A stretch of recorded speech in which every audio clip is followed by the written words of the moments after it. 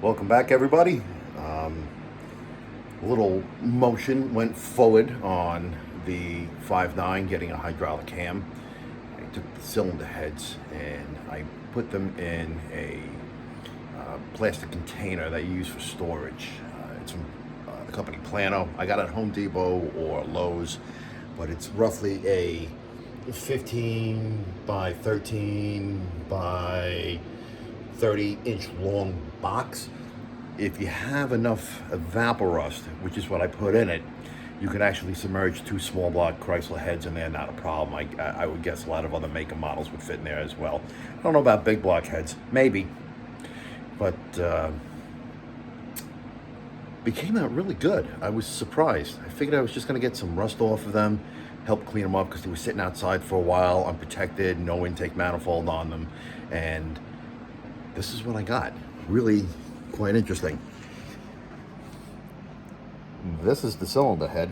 I took a razor and I scraped everything off of that first, put in the EvopOrust, gave it a few twirls around, and it looks a whole lot better than this one, which did not get it yet. And this got the same thing with the razor for the most part. You can see some of the scrape marks that I left behind, taking the carbon off. See all the carbon in here, and all the grease, and all the what's left behind from the previous head gasket is completely gone here. I didn't even run the razor a second time on it. That's just how it is. Pretty cool. There is some flash rust on it. The cylinder heads will come apart to put the new springs on. So I'll get in the ports and I'll address the valve job just by lapping the valves real fast. This isn't supposed to be an expensive build. It's just something to put together and have some fun while the better builds go on. So while you're taking your motor apart, whether it be new or used, especially if it's used, I want you to pay attention to the harmonic balancer. Okay, bring this over here. And this is what came off. Balancer. Nice, huh? That's the rubber coming out. I don't know if you can, yeah, there you go. You can see a little light going through here. It's missing from here to here, and you can see right on through.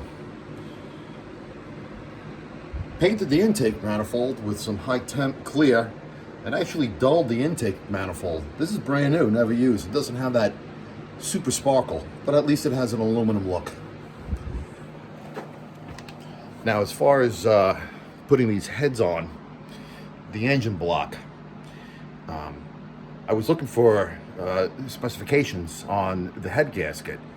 I just pointed and clicked and walked away, and I was like, wait a minute, they didn't really have anything. Let me find something out. So it turns out to be a 4180 bore, but the thickness was listed as 0477 thick, or 47 thousandths thick, to 0583 or 58 thousandths thick.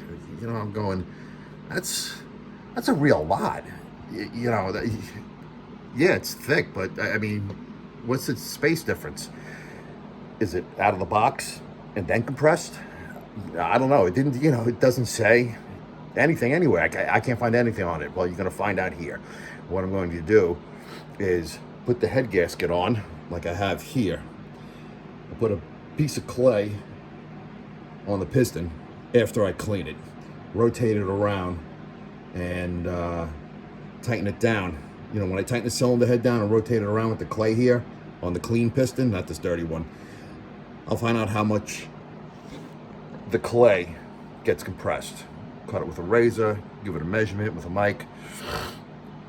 We'll find out what it is, and then from there I can also find out how deep the piston is on the flats, because the stock magnums have that little bit of a dish on the inside, and I don't know how many cc's that is.